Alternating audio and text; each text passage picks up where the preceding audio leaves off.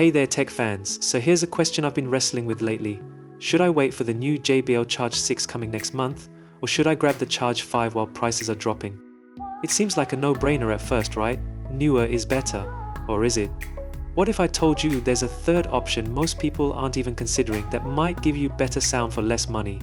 Stick around because today I'm breaking down everything we know about the Charge 6 and helping you make the smartest decision for your situation. So JBL has been hyping up some pretty impressive upgrades for the Charge 6. Better sound, longer battery, more durability. It all sounds great on paper. But here's the thing, the Charge 6 is going to cost around $200, while Charge 5 prices are already starting to drop as retailers make room for the new model. So I've been asking myself, is waiting really the smart move here?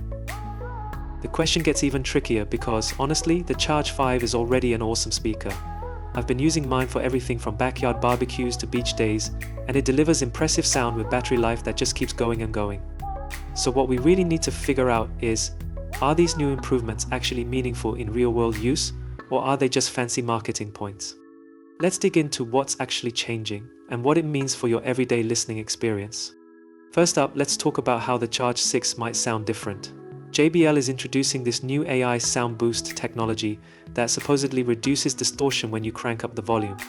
Now, I don't know about you, but I've definitely pushed my Charge 5 to its limits at outdoor gatherings. You know that moment when someone says, "Hey, can you turn it up?" and you're already at max volume? That's where this upgrade could really shine.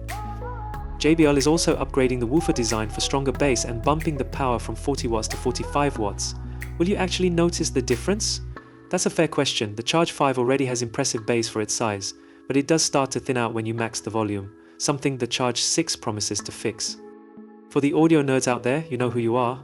They're upgrading from a basic 3-band EQ to a 7-band customizable EQ. Think about it like going from basic bass, mid-treble adjustments to having much more precise control over your sound.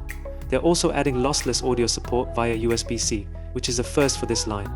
Now, let's talk about durability, because JBL is making some changes here too. Have you ever had that moment of panic when your speaker gets splashed at the pool?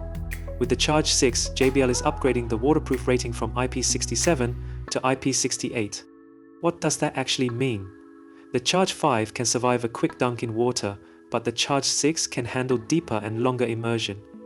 They're also adding a drop-proof certification from a 1-meter height and reinforcing those rubber bumpers. My Charge 5 has survived plenty of adventures, but I'll admit, these upgrades do give you some extra peace of mind. Especially if you're like my friend who somehow managed to knock his speaker off a table within the first week of owning it. You know who you are, buddy. Moving on to battery life, because this is a big one for portable speakers. Ever been on day 2 of a camping trip when your speaker dies? The Charge 6 extends battery life from 20 hours to 24 hours with this new Playtime Boost feature that can stretch to 28 hours if you're willing to lower the volume a bit. The power bank functionality is still there, even though I haven't personally used this feature yet. But hey, it could definitely come in handy in emergency situations. And on the Charge 6, the charging speed has improved as well. For weekend getaways or all-day beach sessions, those extra hours of battery life could make a real difference. When it comes to connectivity, here's where things get interesting. The Charge 6 is moving from Party Boost to this new Auracast technology, promising better Bluetooth range and stability. But wait, there's a catch. If you already own other JBL speakers that use Party Boost, the Charge 6 won't connect with them for stereo or multi-speaker setups. So you might be asking, do I really want to start over with a new ecosystem? It's something to consider. As for the design and price, not much is changing looks-wise. You'll get 6 color options and slightly more compact dimensions. The Charge 6 will retail for approximately $200, about $20 more than what the Charge 5 originally cost. One major design upgrade worth mentioning is the new detachable handle strap on the Charge 6. This handy addition makes the speaker much easier to carry around, addressing something many Charge 5 owners found missing. The strap can be configured either as a traditional handle or as more of a carrying loop, giving you flexibility in how you transport it. It's a small change that makes a big difference in day-to-day usability. So based on everything we've covered, here's my take. If you're buying your first JBL speaker and you value having the latest features, waiting for the Charge 6 makes sense, especially if you'll benefit from that improved waterproofing, extended battery life, or enhanced sound customization.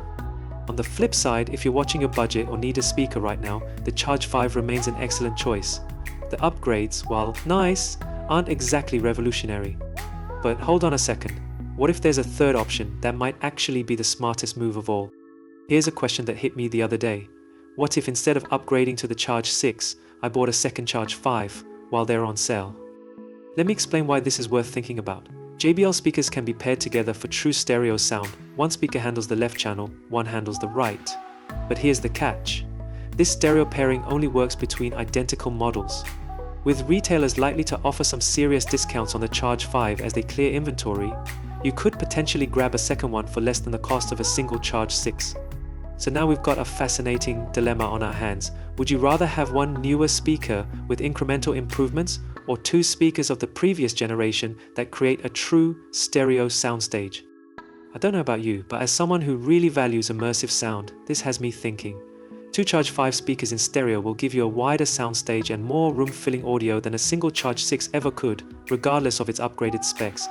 Of course, there's a trade-off. You'd be managing two speakers instead of one, which might not be ideal if you're constantly on the go. And if you specifically need that improved waterproofing or battery life, the dual speaker setup doesn't solve those particular needs. So where does all this leave us? Basically, we've got three distinct paths forward. Wait for the Charge 6 if you want the latest features and don't mind paying premium price. Grab the Charge 5 at a discount if you're budget conscious and need a speaker now.